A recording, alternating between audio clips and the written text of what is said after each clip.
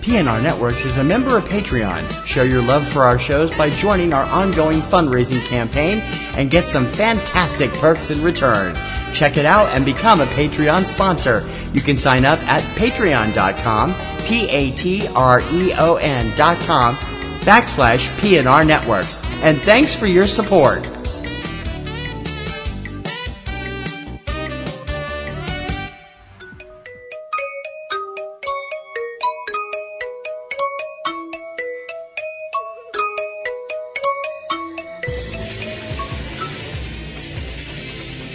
She just goes a little mad sometimes.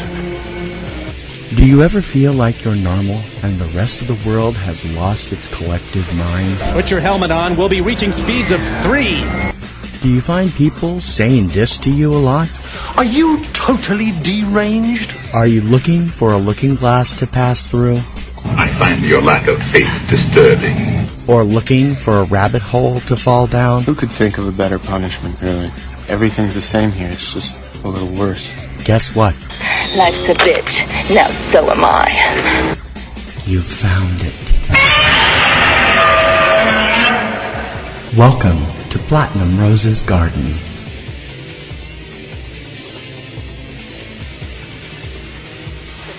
Hello, my darlings. This is Platinum Rose Lady welcoming you to Platinum Rose's Garden on Sunday, December 9th, 2018. Well, I hope everybody has had a good week. I would like to say a belated Happy Hanukkah to those who celebrate the Festival of Light of, those of the Jewish faith. I hope you enjoyed your Hanukkah and got lots of gelt. I think that's how you pronounce it. I hope. The little candies, the little chocolate coins, that's gelt, correct? I hope. Ooh, I hope I said that right. My week went okay, had a little illness issue, but I'm all right now. So here we are, and I guess it would be very fair to say that we are smack dab in the middle of the holiday season, and, it's Christmas time, as I said, Hanukkah, and Kwanzaa will be coming up soon too, and the winter solstice and all that stuff like that, which is great, fantastic if, you celebrate, that's your faith-based system, that's great. And if you don't have a faith-based system, that's okay too, I don't judge. But it's really funny because now I've mentioned lots of times on this show my guy, my husband, my Imzadi, the light of my life, the cream in my coffee, the apple of my eye, the jam to my jelly, whatever. TC, who is a wonderful person and whom I love very, very, very, very much because he is awesome and amazing. He is also very much a music person. He has an encyclopedia of music in his head. And if you just name a song, no matter how obscure, he could probably tell you who sang it, when they sang it, what year they sang it, and, all kinds of other facts about it, which is awesome and really fun when we're watching Jeopardy because he knows the answers to stuff. And I'm like, what the fuck? It's like, how did you get that? And stuff like that. But all the things I said about him previously are true because he is awesome. The one thing about him at Christmas time, it seems like every year he has the same complaint at Christmas time. His big complaint, because he is a big music person and he pays attention to the charts and he pays attention to what plays on the radio and what doesn't play on the radio and stuff like that, his big thing is always they never play any new Christmas songs on the radio. Does anybody else live with a person like this, that every year you hear the same thing? It's weird because you hear the same thing and they're complaining about the same thing. Every year they play the same songs on the radio over and over and over again. And I have to be honest, I kind of agree with him up to a point. See, the thing is, he's like, because we have to take cabs, to get to work, to the train station and stuff like that. And he's always like, oh, they play the same songs on the cabs in the morning. And I'm looking at him like, you're assuming I'm listening to anything in the morning before I have caffeine. You're cute. Sorry. I am not awake in the morning till I have some caffeine. And I don't mean coffee because I don't drink coffee. I usually have to have a diet soda or a diet iced tea or whatever. But if I don't get some caffeine, you could have a whole stampeding herd of elephants come by playing Lady of Spain on the kazoo, and I still wouldn't. I'd be like, what? Okay. You know, I am not a morning person at all. But, I mean, he has a point. Where we work, a lot of people keep their radios on and stuff like that. So I listen to people's radios and stuff, and it does seem, you know, there are certain songs that, you know, everyone would be like, if they went away, I think people would be horrified. People would be like, oh, there's standards. You can't not have Christmas and not hear blah, blah, blah. You know, like whatever it is, like, you know, White Christmas or Winter Wonderland or, All I Want for Christmas Is You or something like that, which is weird because I actually like that song, and usually Mariah Carey makes me run screaming from the room, but I actually like All I Want for Christmas Is You, which is very weird. But he has a point. I mean, one day I was sitting at work, and just for my own edification, the radio was on, so I just sat there and I was like, I decided to myself, I said, self, we're going to pick one song, and every time we hear it, we're going to just make a little check mark on a piece of paper. I don't remember what the song was. I think it might have been Silver Bells. Maybe, I think. And so I was like, okay, so every time I hear Silver Bells, I'm going to go check. By the end of the day, I had 6 little check marks. I was like, wow, I heard that they played that song 6 times today. That's a little crazy. But, I mean, he does have a point. There's certain Christmas songs that you do get tired of, because, you mean, they're nice and everything like that, but you do get kind of like, oh, if I hear this song one more time today, I'm gonna go nuts. I mean, certain songs I could hear over and over again, and they wouldn't bother me, because I just think that, because they make me happy. They're happy songs, and they make me happy. But there's certain songs, like, if I never heard them again, I would be completely fine with that. I am not particularly crazy about Jingle Bell Rock. There, I said it. I like the Hall & Oates version, but I don't like the original version. I don't know why. And for crying out loud, if you're at work and a song comes on called Christmas Shoes, change the channel. Do not listen to Christmas Shoes while you're working. Actually, don't listen to Christmas Shoes if you're doing anything in, like driving or operating heavy machinery. You have to be somewhere where you can sit and listen to Christmas Shoes on its own, because this song is so wicked sad, you'll just sit there and cry. And if you're like working, you don't want to cry while you're working, you don't want to cry while you're driving because you'll get in a wreck or some shit, and that's obviously not a good thing at the holidays. So, I don't know. I mean, do you guys think, are there some Christmas songs that, as far as you're concerned, they could go away and you'd never have to hear them again, and you'd be totally fine with that? I'd like to know. I'd like to hear your opinion. PlatinumRoselle@yahoo.com if you want to send me your opinion on that. If you'd like to opine, I'd love to hear from y'all. Gonna do something a little different this week. Instead of a fanfic of the week, this week I have something new coming up for you. So hang on.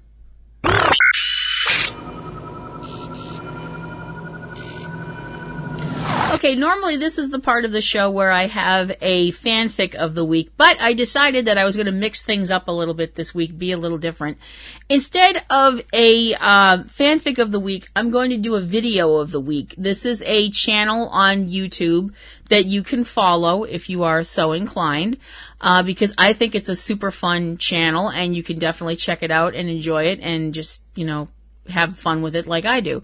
I would like to bring up right at the jump, there is a trigger warning thing here. So I'm going to say that right up front, because I don't want to scare anybody or freak anybody out or whatever. So there's that. So trigger warning right here. Boom.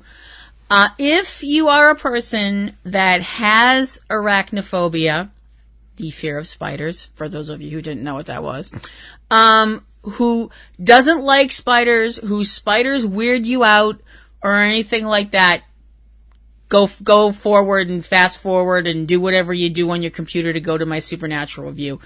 The videos I'm going to talk about today are some animated videos done by a really ridiculously, insanely talented guy named Joshua Slice. Joshua is an animator and has created a character called Lucas the Spider. And Lucas is voiced by Joshua's nephew, who I believe his name is also Lucas. And Lucas the Spider is an animated spider. He is based on a jumping spider, which you've ever seen one of them. They're just little spiders, and they just, they jump. That's what they do. Lucas the Spider, and I realize the next thing I'm going to say is one of the most WTF things you've ever heard in your life. Lucas is the most adorable spider I've ever seen. There, I said it. He is, like I said, he's voiced by Joshua's nephew, so he has a little child's voice. And the cartoons are computer generated, and they're not very long, and they're all about Lucas and all of his adventures, and they are so frickin' cute.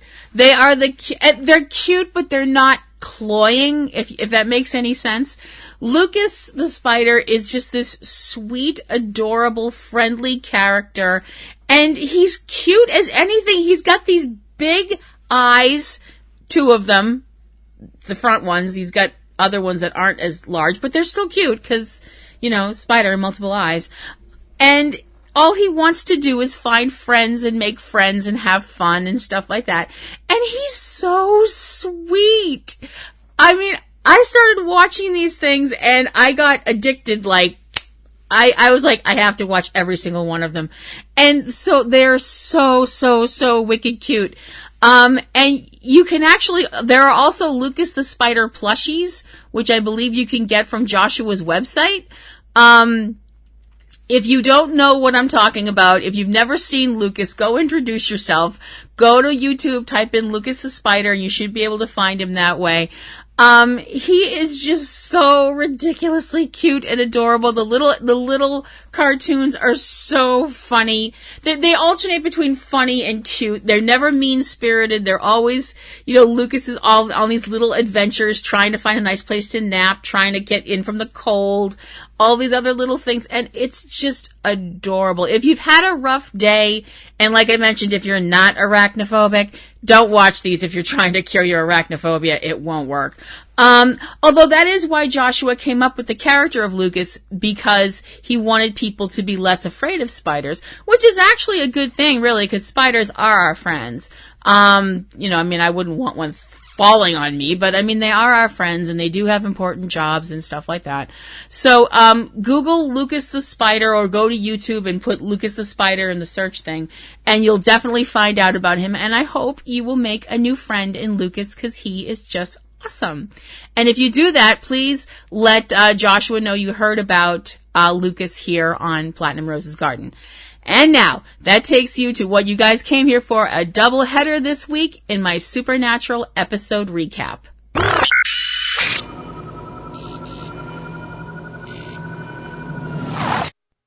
Carry on my wayward son.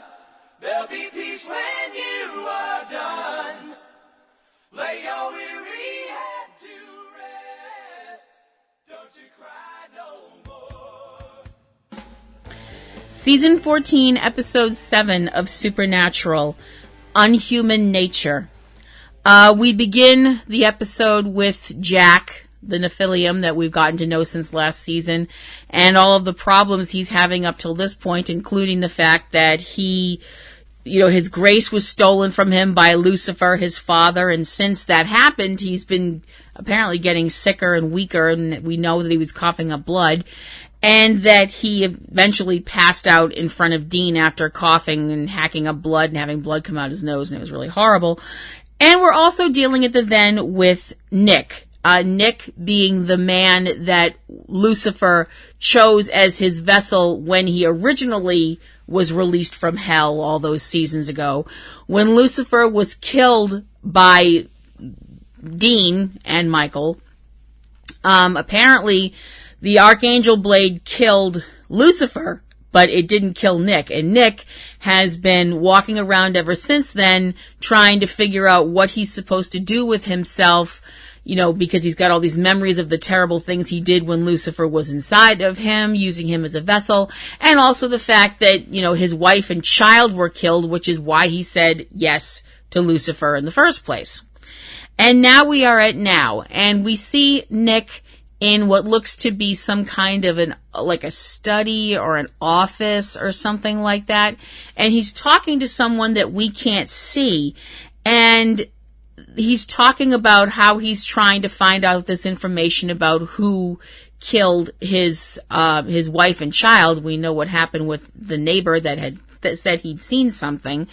As it turns out, Nick has been talking to a priest. He's been talking to the priest of the neighbor who had told the priest something in confession.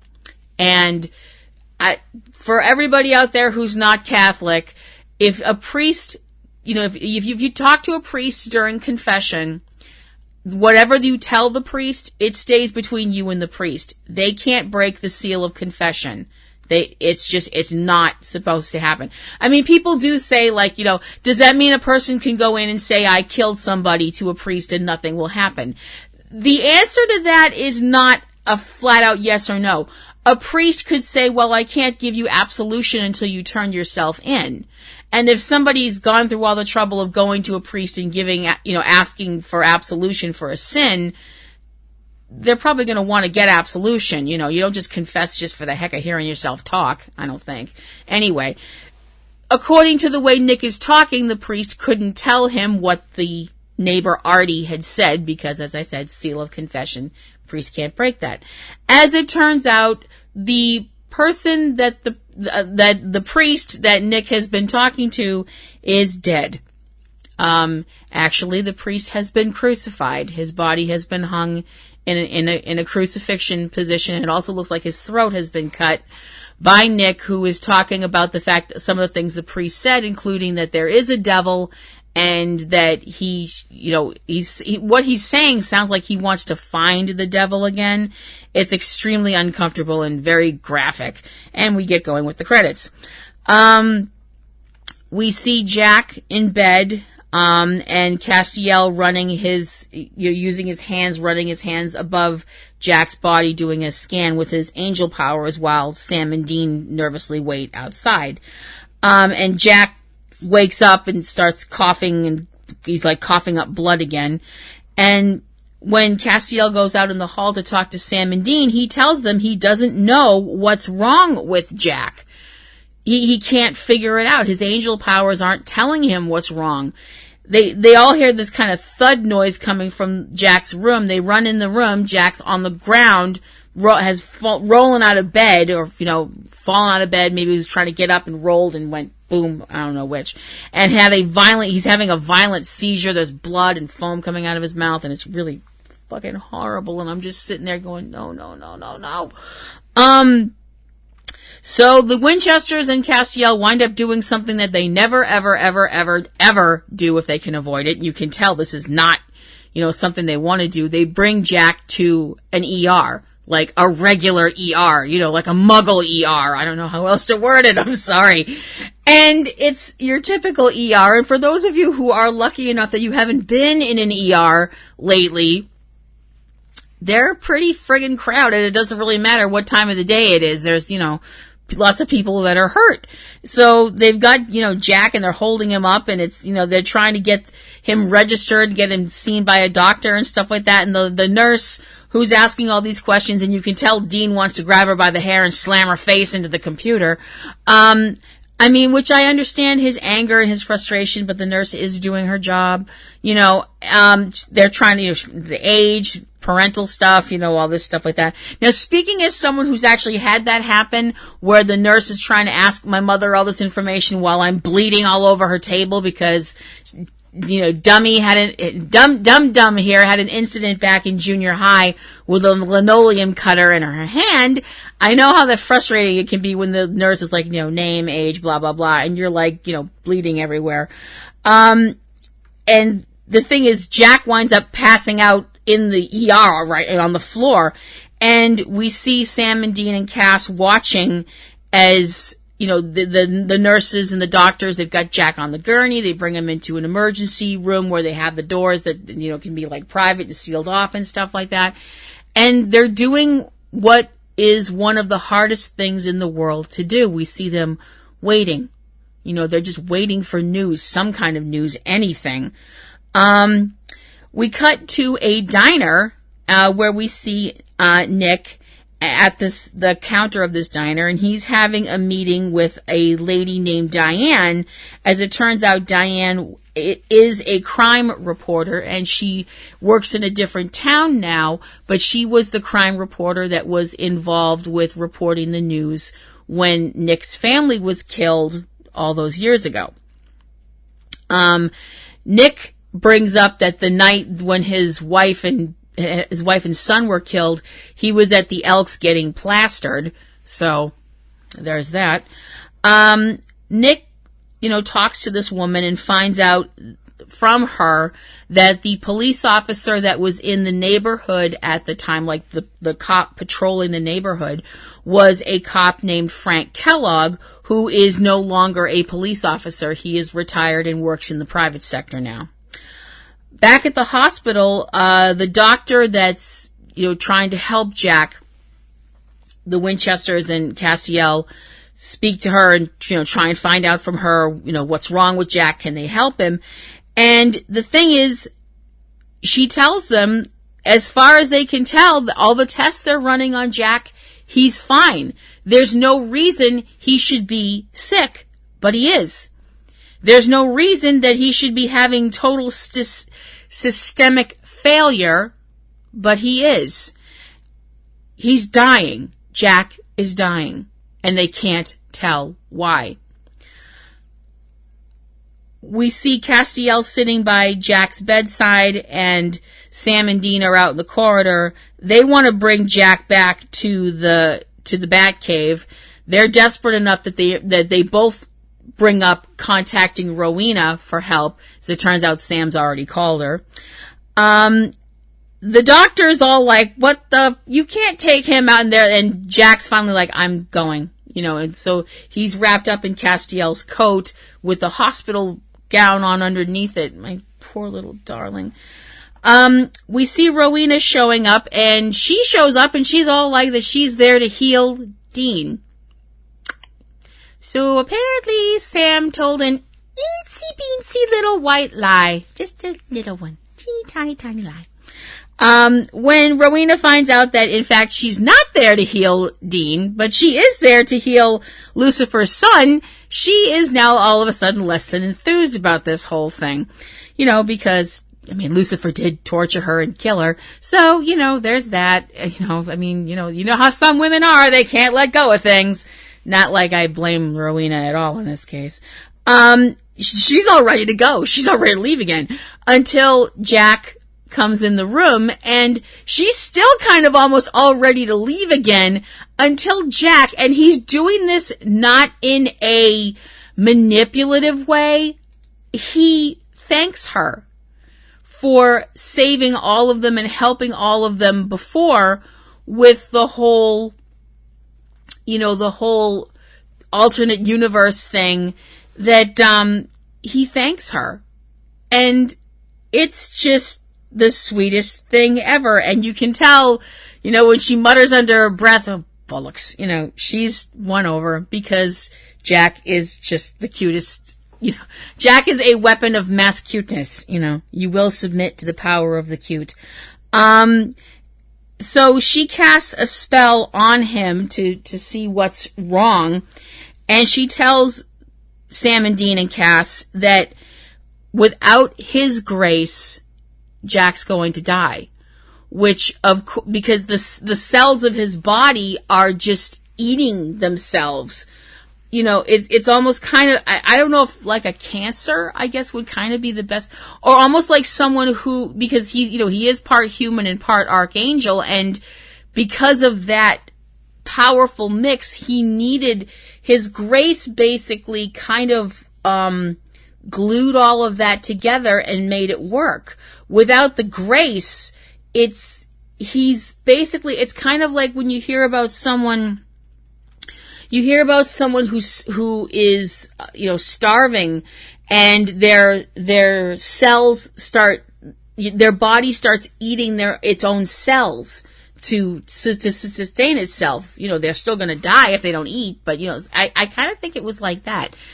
Castiel, being Castiel, offers to give his grace to Jack, but Rowena tells him that that's not going to work. He needs, because he is part archangel, he needs the grace of an archangel, and he needs it fast, and probably some kind of magic to help bind it. You know, it's dire. It is extremely, extremely dire. The thing is, as they're all having this discussion, we start seeing things from Dean's point of view, and he kind of shakes his head as they're talking, and for some reason his vision starts getting very blurry, and the way he's hearing things is like someone hearing things from the far end of a corridor. It kind of had that yelling down an elevator shaft kind of weird echo effect. And why do I have this really bad feeling that has something to do with Michael? And the fact that Michael was using Dean as a vessel. I don't know. We see Nick sitting in a car outside of what looks to be a club, and he gets out of his car and starts talking to this young woman who's standing outside the club, trying to get somebody on her phone. And, at first he seems kind of weird, but he's also, like, when he starts talking to her, he's actually kind of, like, charming, And the thing is, as they're talking, he's pulling a knife out from the hand that she can't see. And she starts talking to him, and she starts asking him if he'd like to come inside the club and meet up with her friends and stuff like that. And he winds up, like, just his mood instantly changes, and he tells her to leave him alone, and he, like, yells at her to leave him alone. And she's all like, whatever, weird guy, and leaves. And you can tell he's just saved her from him. I don't like where this is going. To quote one of my favorite movie series of all time, I got a bad feeling about this. We see Dean at the Batcave bringing Jack some food, and Jack is packing. He's, throwing some clothes in a duffel and everything like that, and he is leaving. He's decided that he wants to live. He wants to do the things that, he wants to go to Las Vegas, go to Tahiti, get a tan, get a parking ticket, and then when it's all done, that he's just gonna die. I am gonna get through this. I am gonna make myself get through this. And I expected Dean to kind of be all like, fuck that noise, you're going back to bed, kind of a deal. But, he's like, nope. He's basically kind of like, I'm going to go along with you on this. We see Sam on the phone.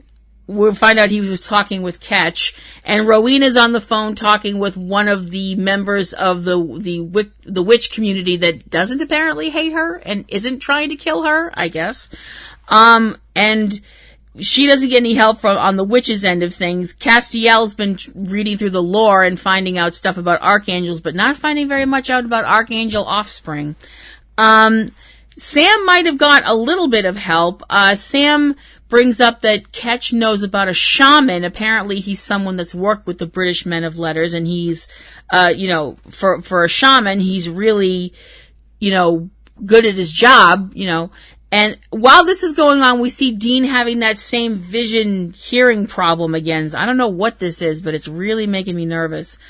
Dean tells the group that he's going to take Jack out for a drive in Baby, and we see them at a roadside diner. Well, not diner, like a restaurant kind of place where you wouldn't have seats inside. Everybody eats outside in their cars and stuff. And they're getting some food from the place, and Dean gives Jack Baby's keys and lets Jack drive. It's extremely, extremely sweet. It's like watching a dad teaching his son to drive for the first time. It's kind of like you almost could picture seeing this happen with John teaching Dean to drive, and probably Dean teaching Sam to drive, because I don't think John, I don't know, maybe John would have taught Sam to drive, I don't know. And Jack's actually a pretty good driver, there's a couple of times he's kind of on the other side of the road, and it's not perfect, but he's not going to be in the Indy 500 in the immediate future, but whatever. And they're driving along, and it's so beautiful to see Dean laugh and just kind of enjoy the ride as Let It Ride from Bachman Turner Overdrive is playing on the radio, and it's just, it felt really good. Castiel decides he's going to go meet with the shaman, whose name is Sergei. Okay. And he and Sam have this talk before he leaves. Sam's kind of like, he thinks he should go, but Castiel's like, no, he wants to do this by himself. And they're talking about loss. They're talking about, just losing Jack. And when, and Sam's talking about how, he and Dean have lost people before, and they've all lost people. Castiel says losing a son feels different. And I'm like, okay, we are not going to cry. We are not going to cry. Misha Collins, you broke my heart again, you bastard. We see, we cut to the next place. We're on Dean and Jack's little road trip, and they're just kind of sitting there eating their food and talking about what they want to do next and where Jack wants to go next, and he says that he has an idea. We see Nick in Montauk, New York, which is where Diane, the news reporter, told him that Frank Kellogg, the cop from that terrible night, has moved to. So we see Nick knock on the guy's door, and this man answers, and he asks if he's Frank Kellogg, and he says yes. And once Nick explains who he is and why he's there, the look on Frank's face is very much like, oh shit. And he tries to shut the door and shove Nick out, and that's not happening. Nick pushes his way in and makes it very clear that he and Frank are going to have a talk, whether Frank wants to or not. The next time we see Jack and Dean, they're at a stream. They're at a river, it's this beautiful woodsy setting, rolling stream and stuff like that. And they're fishing. And it was just such I don't know why, but I remember the scene from The Rapture where Dean was in his dream and he was fishing. And I was like, that just popped into my brain. And, Dean makes a comment about how this isn't Tahiti and Jack being a cheap date and all this stuff like that. But Jack brings up how Dean had told him that he had gone fishing like that with his father. That Dean had gone fishing like that with John. And he brought up that it was Jack said it was one of your happiest memories of him. And Dean's reply to that is, I didn't say that. And Jack says, it was how you said it. I could tell. I guess my point is that if I don't make it, the stuff I'd miss, it wouldn't be things like Tahiti or the Taj Mahal. I'd miss more time with you. I'm getting that life isn't all these big, amazing moments. It's time together that matters. Like this. And, oh man, you can tell it's really a really beautiful scene. It's so beautiful. And Jack says that he's had a good life, and you can tell that part of the reason that he's saying that he's had a good life is because of Dean and because of Sam and because of Cass.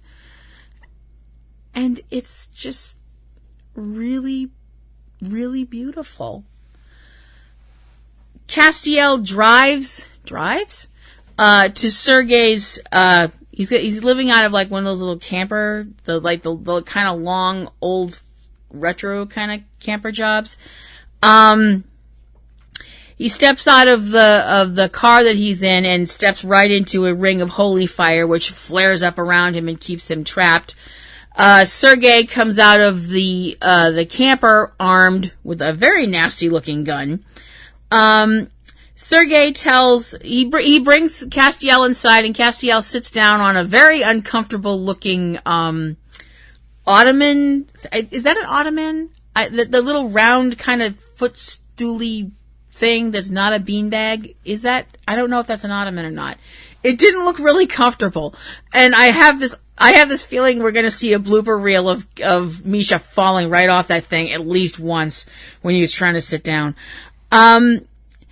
Sergei brings him inside and tells him that he is a healer first and foremost, and that what Castiel needs is Archangel Grace, which it turns out that Sergei has. He has grace from Gabriel. Gabriel had given him some of his grace so that Sergei could give him a cloaking spell, which we actually already knew about anyway, because it was the cloaking spell that he used to keep his presence hidden in Monte Carlo, back from the episode 18 from season 13, Bring Him Back Alive. He also gives Castiel the spell to use along with the grace, and Castiel asks how much it's going to cost him. Sergei doesn't name a monetary value, and that right there would make me nervous. He just says that the Winchesters owe him a favor. Why do I have a feeling this is not somebody to owe a favor to? Back in Montauk, things aren't going very well for Frank because he's tied to a chair, and Nick is interrogating, read that as beating the crap out of him until he gets the information that he wants. As it turns out, what Nick found out way back when he interrogated and then killed Artie, that we didn't see at the time, was that Artie did see somebody leave Nick's house that night, even though later on he said he didn't. The person he saw leave Nick's house was a cop, and that the cops in the town told Artie that he'd better keep his mouth shut or else.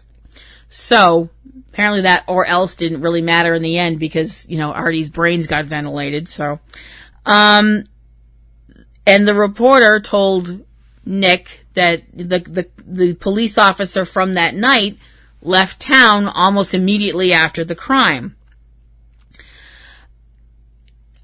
Frank Kellogg tells Nick that his wife had called saying that she was afraid there was a prowler in the house. And when Frank got to the house as a police officer, there was a man. He was going up to the door, and all of a sudden this man was there in front of him, and the man said his name was Abraxas. And the next thing that Frank knew, he was back in his squad car covered with blood. Covered with the blood of Nick's wife and little son. The thing is, once he says the name Abraxas, Nick gets this kind of look on his face, and he's kind of muttering to himself. That name, it didn't mean anything to Nick. It meant something to Lucifer. Abraxas, whoever or whatever Abraxas is, or was, is a demon that Lucifer knew, or at least knew of. Nick tells Frank that, it wasn't him that killed his wife. He didn't do it on, out of a malice or anything. He was possessed by this demon, but that, Frank's hand was the one that dealt the fatal blow to Nick's wife and to his child, and he can't let that go. And he proceeds to bludgeon Frank to death with a hammer. And for the fact that we don't see anything but blood spatter, it's friggin' horrible. I mean, it is graphic as fuck. You know, you hear every single crunch, and it's really well done, but it's definitely one of those, oh, I need to, like, you know, have a glass of ginger ale or something to settle my stomach. Back at the Batcave, we see, Jack taking in the Archangel Grace, and Rowena does the spell, and Jack's eyes go that kind of golden color like when he was born.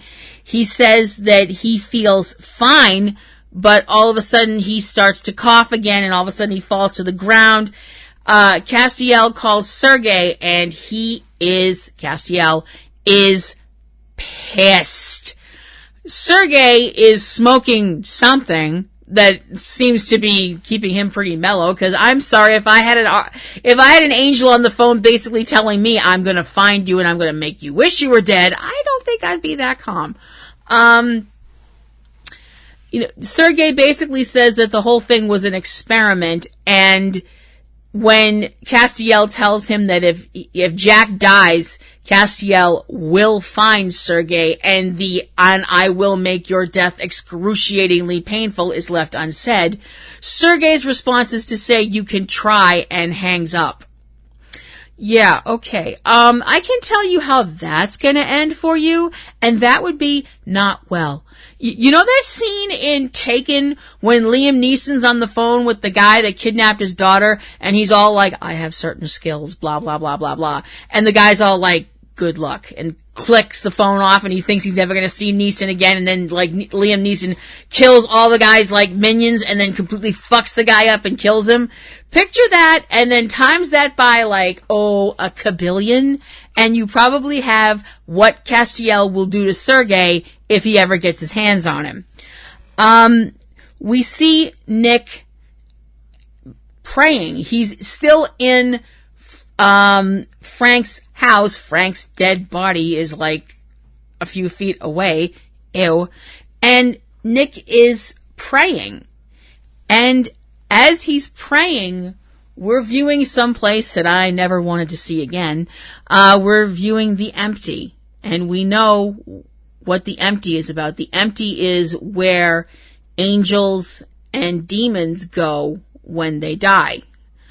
And as he's praying, it gets very obvious as he's praying, he's not praying to God. You know, he's saying that he told himself that he was doing all these things and because he needed to find out who killed his wife and child, and that once he found that out, then all the bad things inside of him would be gone. But he says that that's not true, that he likes killing and he doesn't want to stop killing.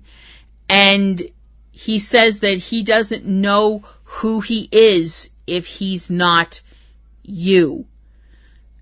And we realize the you that he's talking about and where he's pleading, help me, and all this stuff like that, as what's going on in the empty as a being is forming. He's praying to Lucifer, and his prayers are somehow have woken Lucifer up. We see this shadowy figure, this skeletal kind of figure growing out of the blackness of the empty, and the eyes open up and they're this piercing red color. And we've taken to oh shit to like DEFCON 10 levels. So apparently, I mean, I'm actually not surprised at this, because let's be perfectly honest here. You can't this wasn't like Sam. This wasn't like when Sam was Lucifer's vessel. That wasn't for that long. Nick was walking around with Lucifer inside him for a very long time. He's too far gone. He's too tainted.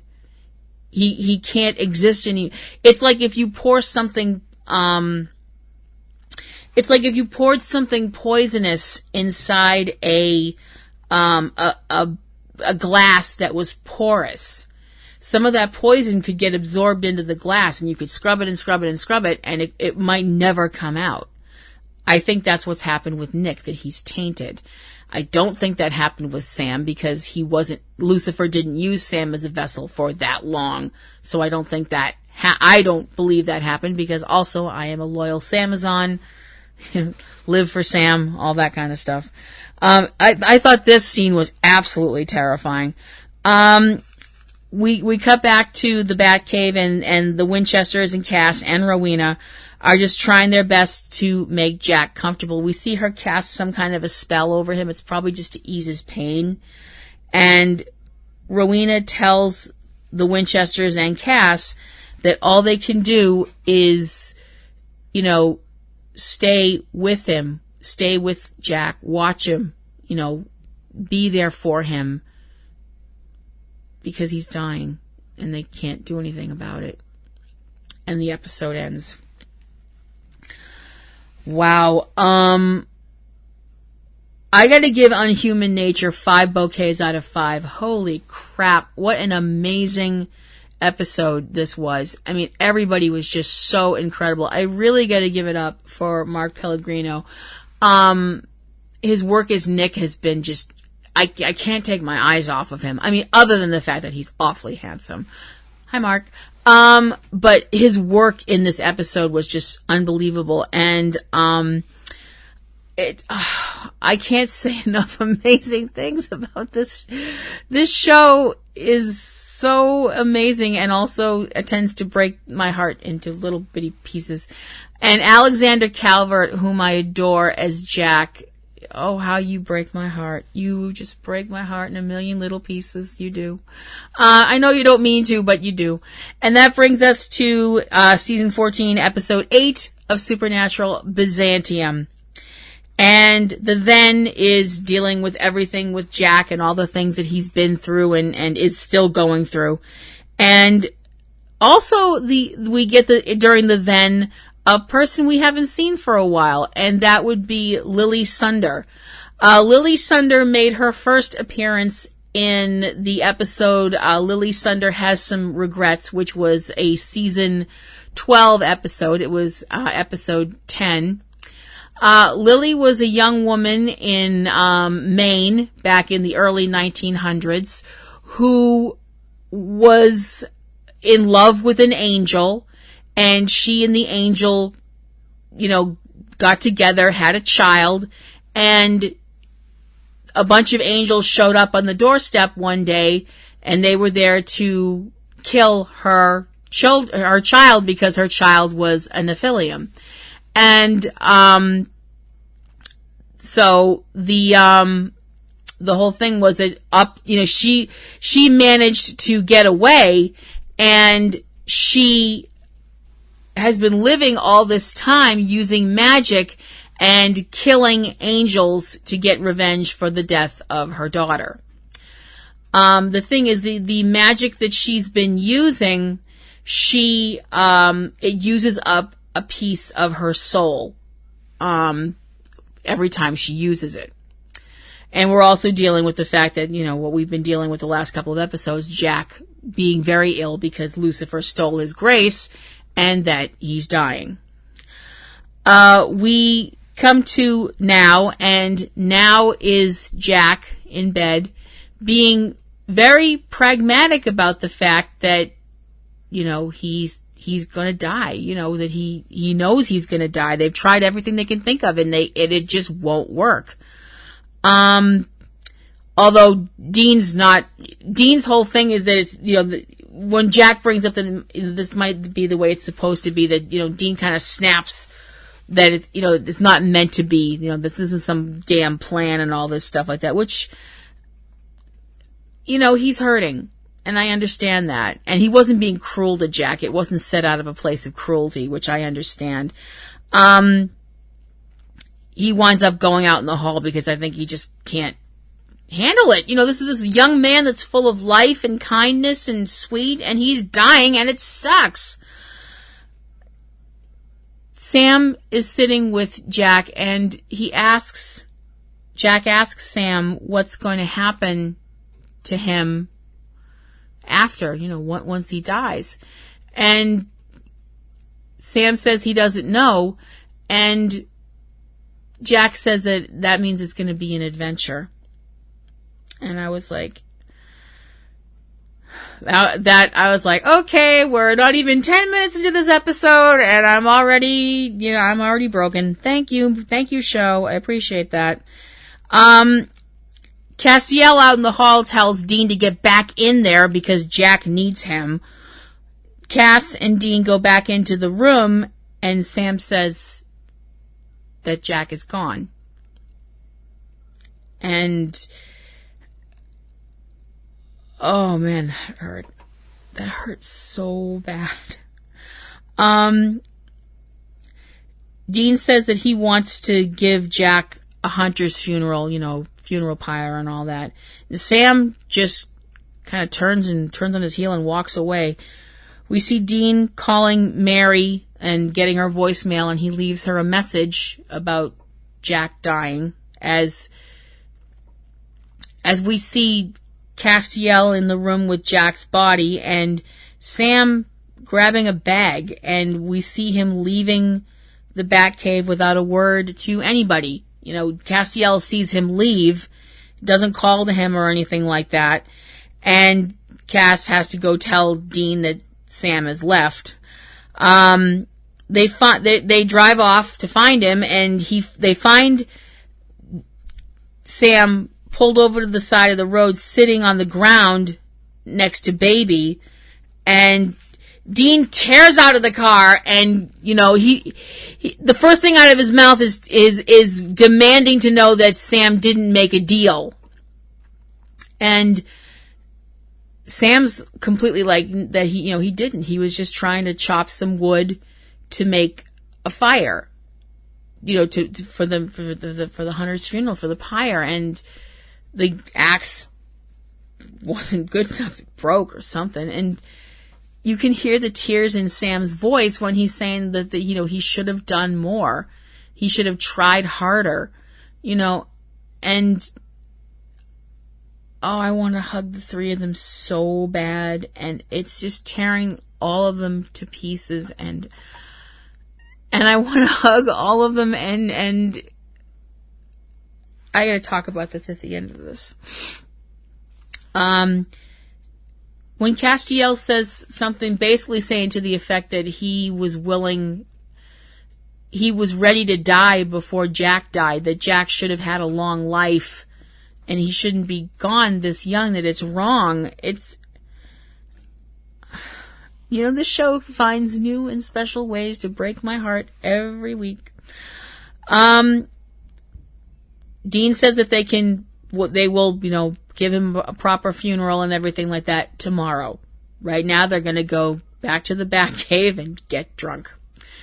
So we see them sitting around the kitchen table, and they're all drinking, and they're eating, I think they're Milky Ways, because Jack liked nougat so much. And they're talking, and as they're talking, they're laughing. We see them laughing, and you can tell they're laughing because they're talking about Jack, and it's just really special. Sam's the first one to get up and be like he's done. You can tell he's going to go off and probably fall into bed fully clothed. And we see Cass get up a little while later, although I don't know how much he would have to drink to get drunk. And Dean sitting there, and he toasts Jack and says, "Here's to you, Jack, wherever you are." We see Jack, who is in what we know is his own heaven. And we know that everybody in heaven, everybody who goes to heaven, has their own heaven, their own best memory where they relive that over and over and over, and they don't know that they're living the same thing over and over again, for eternity. I don't think that's what heaven is like. I like to think heaven is you being reunited with all the people that you've, missed throughout your life, the people that went before you, and your pets, because animals have souls. I don't care what anybody says.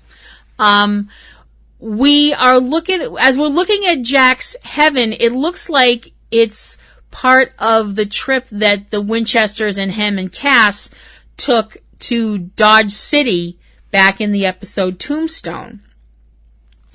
Because they're by the side of the road, they're talking, Dean's talking about how to read a map and all this stuff like that.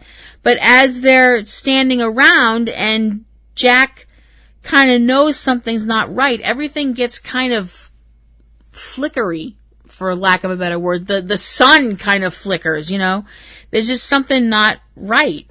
And he leaves the room and he's in this white corridor, which we know is heaven.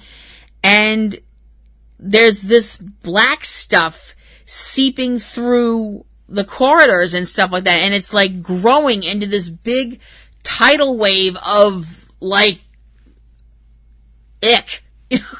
This tidal wave of black slimy stuff. And I don't know what it is, but it looks pretty bad.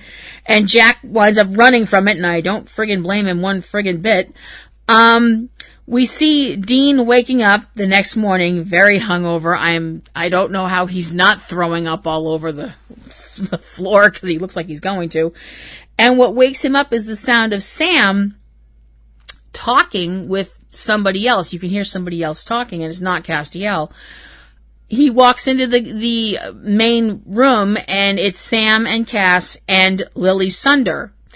And the thing is, Lily is not the young woman that she was before. She's aged like a lot. As it turns out, she's not using magic anymore to keep herself young. So she can hunt all the angels that killed her daughter because she already did that. It's kind of like it kind of reminded me of that scene in Fellowship of the Ring where we see Frodo meeting up with Bilbo in Rivendell after Bilbo gave up the ring, and he's like aged like all the 111 years that he's supposed to look. He now looks that way. It's like, Lily doesn't look that old, but it's like, it was kind of like, whoa, holy crap. Sam's got the idea, the reason he called her is because they still have all the translations from when Kevin, I miss Kevin, I'm Osric, if you're out there, peace, buddy, they still have all the translations from Kevin translating the angel tablet. They're all translated into a completely different language that the Winchesters can't read, but maybe Lily can. As it turns out, she can't. But she does know about a spell that would involve using part of Jack's own soul to bring him back to life. And Castiel's all up for this idea. His whole thing is that he can go to heaven and get Jack's soul and bring it back, and they can use that and bring him back, put his soul back in his body, use part of his soul just a little bit to do the spell, and then he'll be cured. But as Dean finds out, Lily's whole thing, Dean and Sam find out and Cass, that Lily's whole thing is that she wants to get into heaven. That's her price for her. That's what she wants in exchange for raising Jack up, is that she wants to get into heaven. As it turns out, the person or the being that they have to summon is the judge of heaven, for lack of a better term, which, as it turns out, is the Egyptian god Anubis. Anubis is actually the son of Osiris, and as it turns out, when God left heaven all those millennia ago, the angels brought in someone to work with them, like the Fates were brought in as well to work with heaven. And Anubis was brought in to be the one to decide if people go. His whole thing is he's the guardian of the dead. He's the one that decides if someone goes to heaven or hell. But it's not like he decides like, well, I think you're a good person or I think you're a bad person. The myth of Anubis was that he would weigh your heart on a scale against a feather, the feather of justice. And if your heart, weighed the right thing, you went to the right place. Anubis actually is a figure in ancient Egyptian mythology. He was a god that was associated with the afterlife and also with the art of mummification.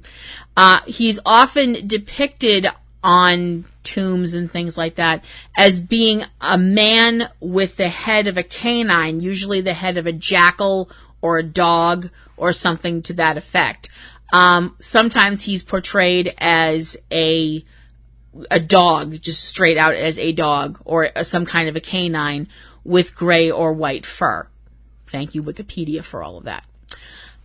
So the whole idea is they'll summon Anubis and get this whole thing going.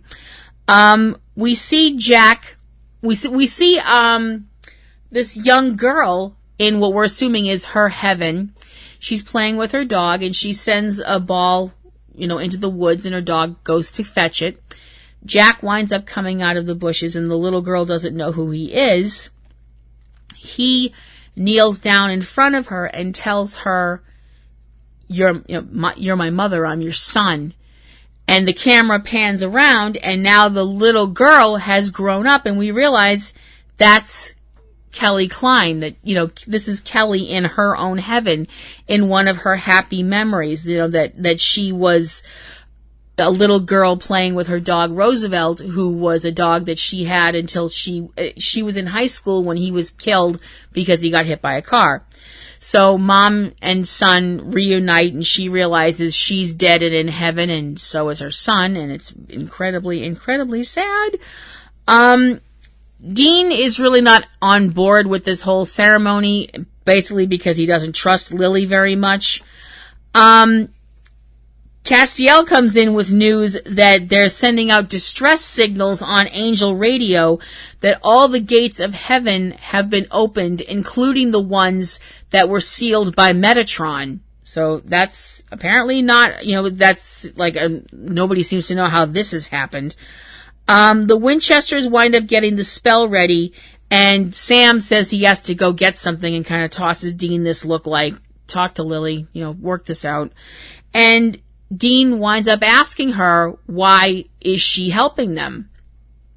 And she says because she wants to be reunited with her daughter. And that's why she stopped using the magic.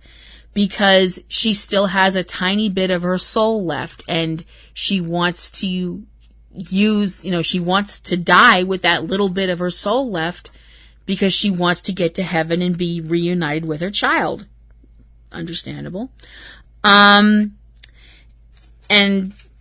Dean accepts that answer. We see Castiel going in, he gets to heaven and there are dead angels on the floor from the look of it, and they have like black, this black stuff that we saw there. It's in their eyes, it's coming out of their mouths. It's pretty gross and terrible looking. As it turns out, one of the angels is an angel we've seen before, a female angel named Duma, who, as it turns out, isn't dead. And Duma tells Castiel they've been attacked by something. She doesn't know what it is either. We see Castiel and Duma finding the heaven that Castiel knows that Kelly was Kelly's heaven, and as they're walking in it, I'm going too quick. Castiel and Duma find Jack's heaven, and that Jack's not there. And while they're in that heaven, that part of heaven, they're found by Naomi, who tells them that what heaven has been attacked by is a being that she referred to as the shadow. the shadow is the being from the empty. The being that is I don't know how to word it the right way, the controller, the guardian, I'm not sure how to say it, of the empty, and this being wants Jack because Jack is part angel, and Naomi is of the opinion that maybe they should hand Jack over.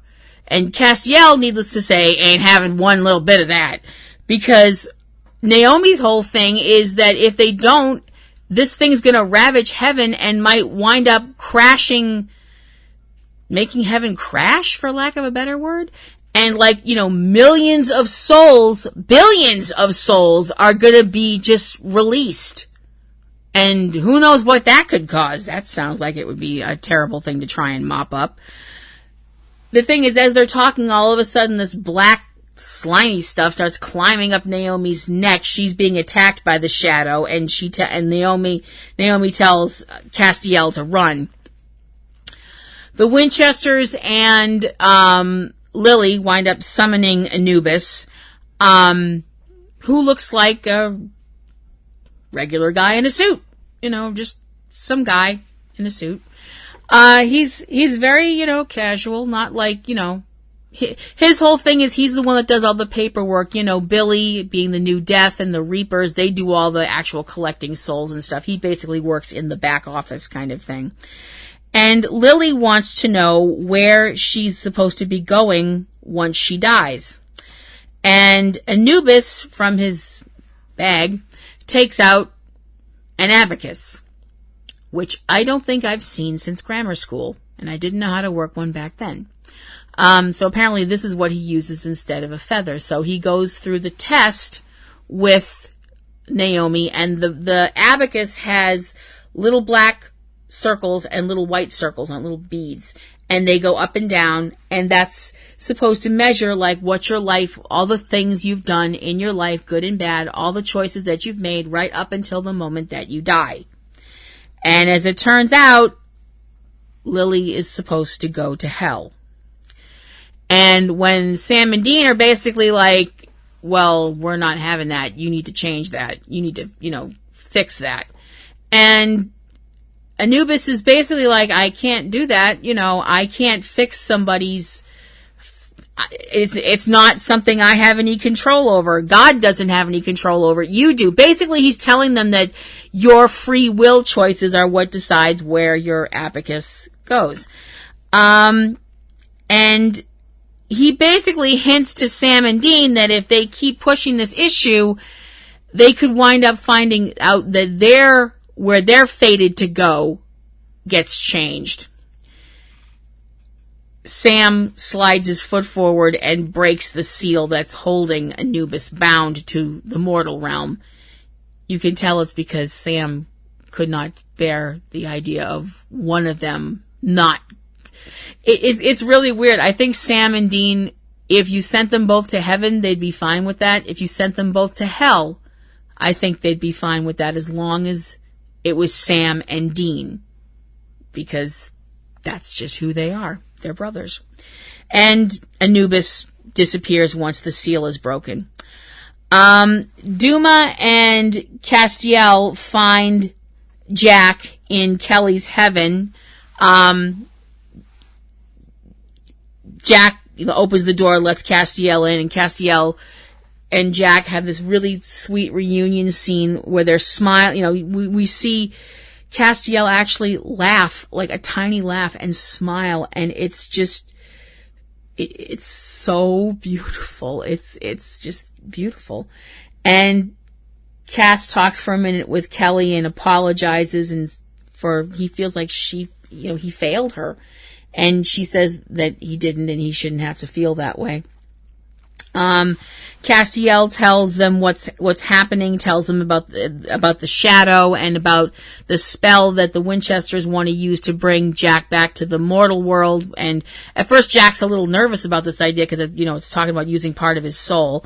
Duma winds up coming in from some other part of the house, but as it turns out, it's not her. It's the shadow possessing her. So this is obviously not a good thing. We see Lily back in the Batcave. It looks like she's getting ready to leave. She's not going to do the spell now. And Sam is trying to speak to her very calmly and stuff like that, but when he can tell he's not getting through to her, and he actually barks at her, he's our kid. It's just, it's scary. It's frightening watching Sam go into Papa Bear mode over Jack. It's also completely understandable as Dean almost begs this woman to help them. First he's kind of like, you don't have enough of your soul left to be human, and he basically is pleading with her to help bring Jack home. The shadow tells Castiel that it wants him to suffer. I'm assuming it's for waking him up or something, waking it up. I don't know. When Castiel tries to defend Jack and Kelly, the shadow winds up attacking and throwing Castiel exceedingly violently to the other side of the room. As he's lying on the ground with, trying to get his bearings again, Kelly launches herself at the shadow, who throws her, and she bounces off, her head bounces off the table. It's like shit. We hear Dean praying to Castiel, letting him know that they've got all the wherewithal and stuff ready for the spell.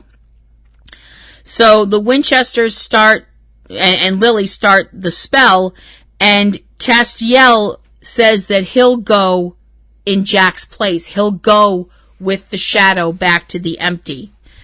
The thing is, the shadow accepts, but it says that it's not going to take him now. The shadow tells him that it doesn't want to take him now. It wants to take him at a time when he doesn't see it coming. The shadow wants him to go back to being on Earth and to forget about what happened here and forget about the shadow. And when he's at a point when he's happy, that's when the shadow is going to come and claim him and take him back to the empty.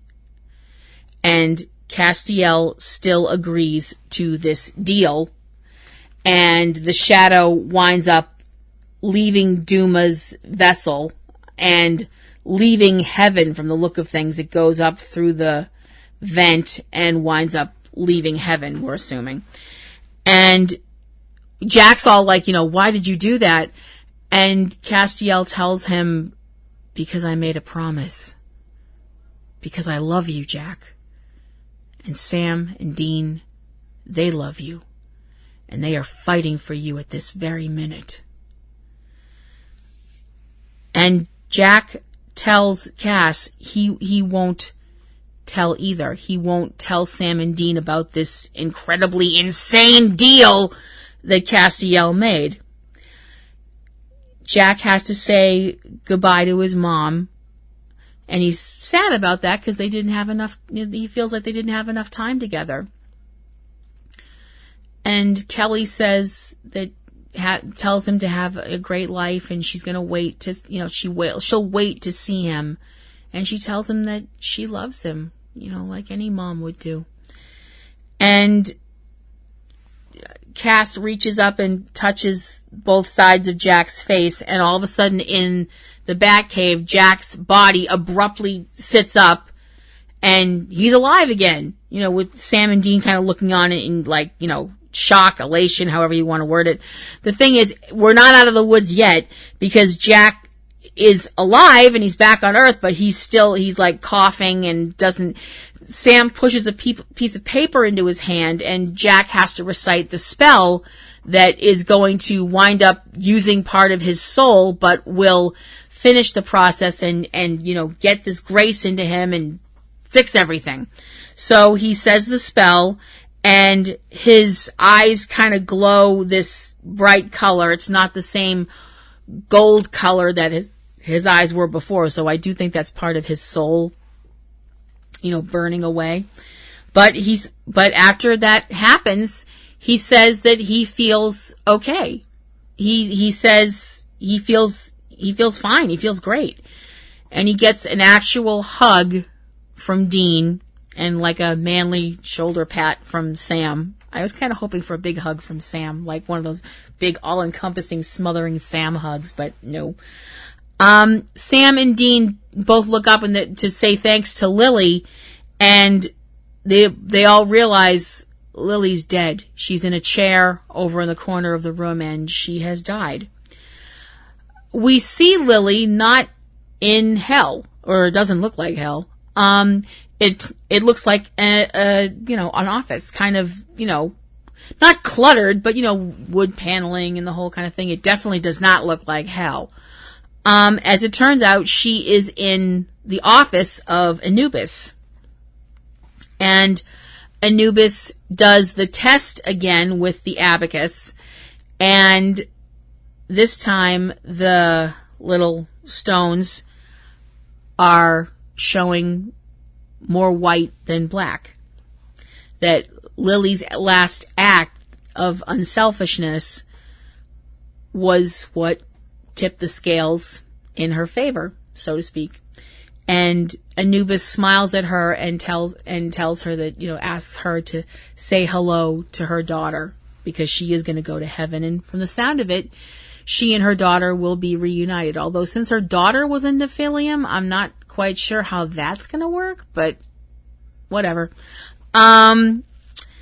We cut back to downstairs, back on Earth, back at the Batcave, and we see, before that happens, before Cass leaves heaven, Naomi thanks him, and she does acknowledge that what he did for heaven, he didn't do for heaven, if you know what I mean. But she does tell him that because he helped them out, heaven's going to give him a reward, and the reward is the possible location of where Michael is. So now we cut to downstairs in the Batcave in the kitchen, and Sam and Dean are on one side of the table, and Castiel and Jack are on the other, and they've all got beer and they've all got burgers, and they're all just kind of sitting around. It's kind of just quiet, Jack asks if there's something wrong, and Sam says there isn't, and Dean says they're glad that he's back. And now they know where Michael is. And he looks over at Cass and makes a remark about he's not sure how Cass pulled that off. Cass does bring up that they don't know where Dark Kaya is, or the spear that they know can hurt Michael. And Sam says they'll find out, and they'll figure it out, and they'll find her. And that once they do, Dean says that they'll find Michael and they're going to make him pay.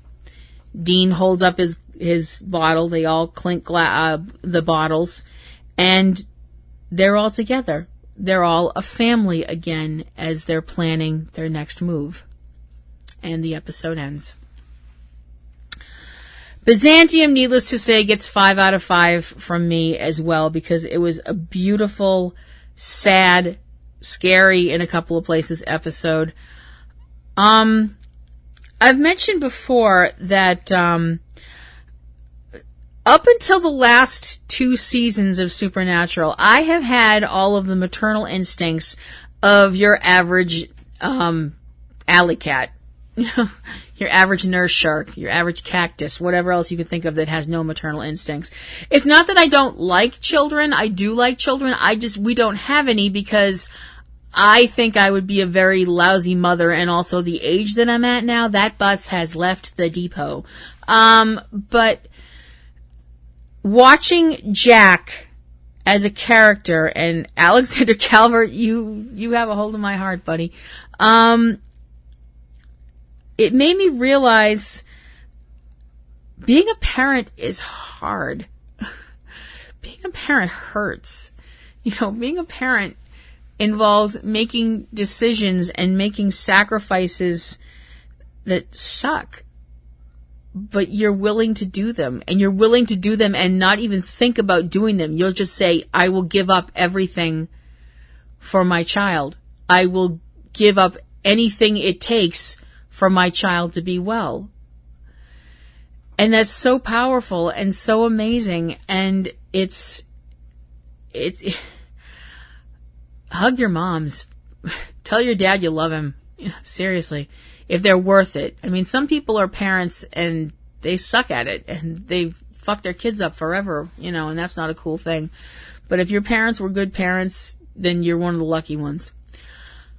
And I think that Jack has an awesome bunch of parents. I mean, Kelly's his mom, but he's got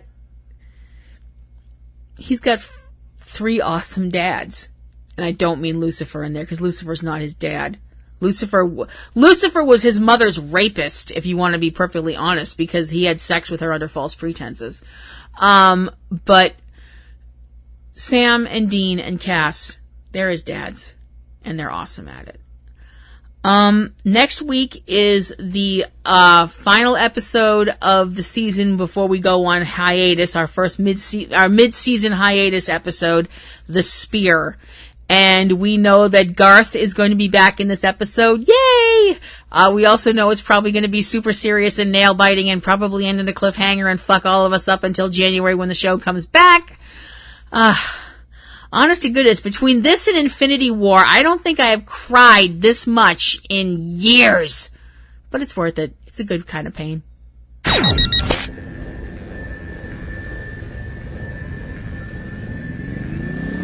And that, cats and kittens, is going to wrap up another episode of Platinum Rose's Garden. If you have any questions, comments, queries, complaints, chocolate, anything you'd like to send my way, Chris Evans' phone number, whatever.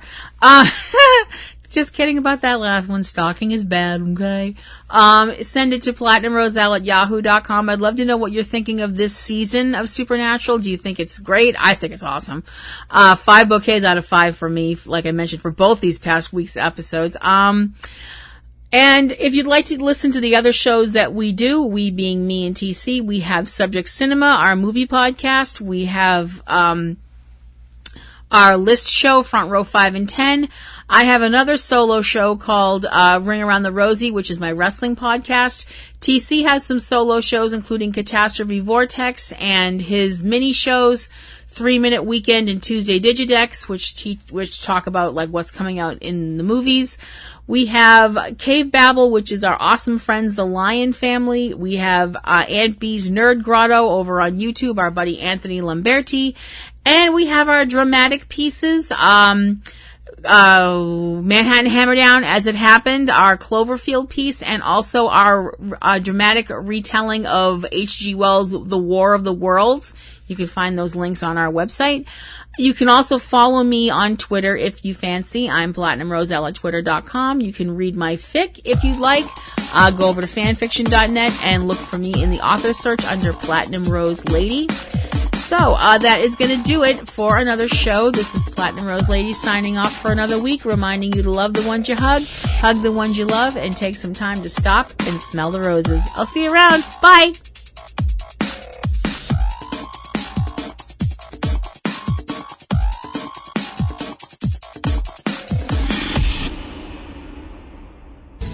Podcasting's choice. From coast to coast, continent to continent, right here 24/7.